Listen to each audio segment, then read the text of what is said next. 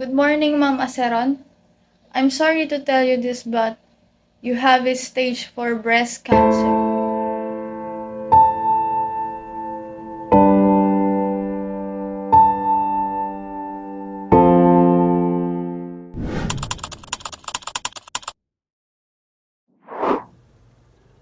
Ma'am? Ma'am, gising po muna kayo. Hello, ma'am. Ako po si Nurse Jane. Ito po yung mga gamot na kailangan nyong mainom.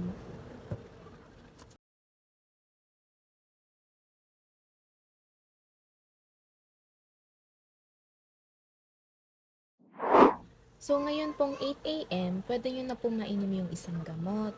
Okay po. Kumusta naman po kayo rito? Okay lang po bang naging kwarto nyo? Mabuti naman po ako. Minsan, iniinda lang ang dibdib. Okay lang din naman po ang kwarto at malinis.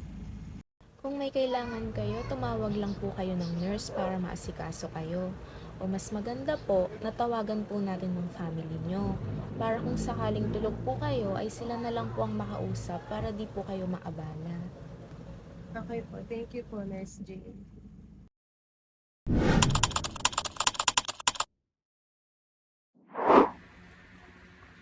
Ayun, may nurse. Hello? Excuse me po. Saan po dito ang room ni Vivian Acerol? Hello? Good morning po. May I know po kung sino po sila? I'm her sister po. Follow me po at papunta po ako sa room na katabi niya. Okay po, thank you. Ito po si ma'am. Mabuti po at nakadalaw po kayo sa kanya. Good morning, ma'am. Andito po yung sister niyo. Ate, I miss you. Kamusta ka rito? Bakit hindi mo naman sinasabi sa akin na ganun na pala kalala ang nararamdaman mo sa breast mo? Ayoko naman na mag-isip pa kayo nila mama sa akin. Namiss ko na nga kayo lahat simula nung humiwalay ako sa inyo ng tirahan. Hindi na nga ako makadalo sa bahay noon. Wala pa akong pictures natin na makita kapag namimiss ko kayo.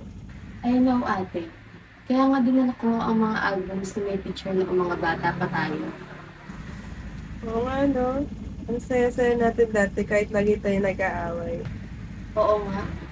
Kaya hindi ako makapaniwala na aabot ka sa ganito. Hala, ang cute naman natin dito. Ito yung araw na nahulog ka sa hagdan natin. Guys, nandito ka na pero namimiss pa rin kita. Salamat kasi dumalaw ka.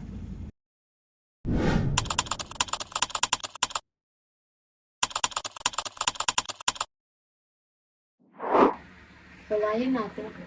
Alam mo naman na dito lang ako palagi sa tabi mo. Ganito na lang. Magdasal tayo sa nakakataas at hayaan mo ubayan natin sa kanya ang lahat ng dinaranas mo ngayon. Hindi ka niya pababayaan. Oo nga. Simula nung nalaman ko na stage 4 ng aking sitwasyon, ang Panginoon lang ang naging sandata ko.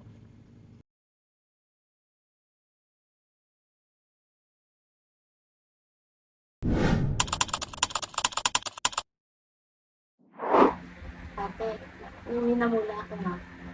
Aasikasunin ko pa kasi sila bunso. Alam mo naman sila mama at papa, laging wala.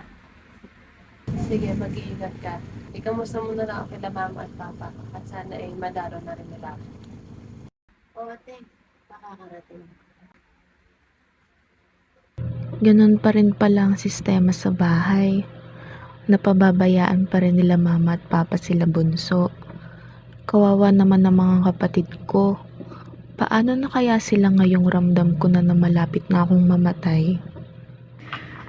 Ma'am? Ma'am, okay lang po ba kayo? Mukhang kinakabahan po kayo. Hindi po, nag-aalala lang po ako para sa pamilya. Ang kalagayan ko ay hindi biro at alam kong mamamatay na rin ako. Ako po si Nurse Lois. Ngayon po, ako po yung nurse nyo ngayon kasi tapos na po yung shift ni Nurse Jane. So, bali ganito na lang po para gumaan po yung pakiramdam nyo. Samahan nyo na lang po ako mag-inhale, exhale. Bali ganito po. Inhale, exhale. Inhale. Ma'am, kamusta na po kayo? Kinakabahan pa din po ba? Kapag ganun po ma'am, bawasan nyo lang po yung pag-iisip para maiwasan din po yung pagpapanic attack. And parati nyo pong tatandaan yung pag inhale at pag exhale po ng malalim para po maiwasan at mabawasan po yung nararamdaman yung bigat sa puso nyo. Okay po ba? Okay po. Thank you po, nurse.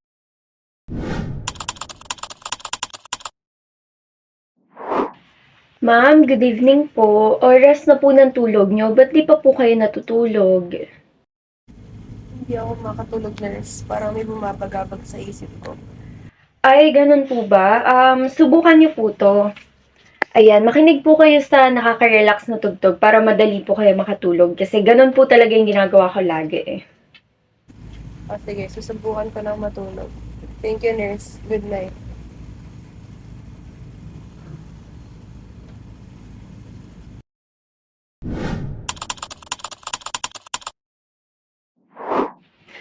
Ma'am, kamusta po? Check ko lang po kayo kasi matatapos na po yung shift ko. Kamusta po kayo ngayon? May nararamdaman po ba kayo? Hindi naman. Okay lang ako. Ma'am, you look pale nga po eh. You should drink water po. Bibigyan ko po kayo ngayon. Salamat. Kulang lang din siguro ako sa tulog dahil sa mga naiisip ko. Gaano na pa kalala yung kalagayan ko? Bale ma'am, yung sakit nyo po is stage 4 breast cancer. Meaning po nun, yung mga cancer cells nyo po kumalat na po sa ibang parte ng katawan nyo. Ma'am, huwag po kayong panghihinaan ng loob at lagi po tayong mananalangin. Always think positive ma'am kasi hindi lang po ikaw yung lumalaban dito ma'am. Madami din pong mga tao na katulad mo ma'am na lumalaban din po, hindi ka po nag-iisa. Thank you so much, nurse. At nandiyan ka palagi para paalala sa akin na kakayanin natin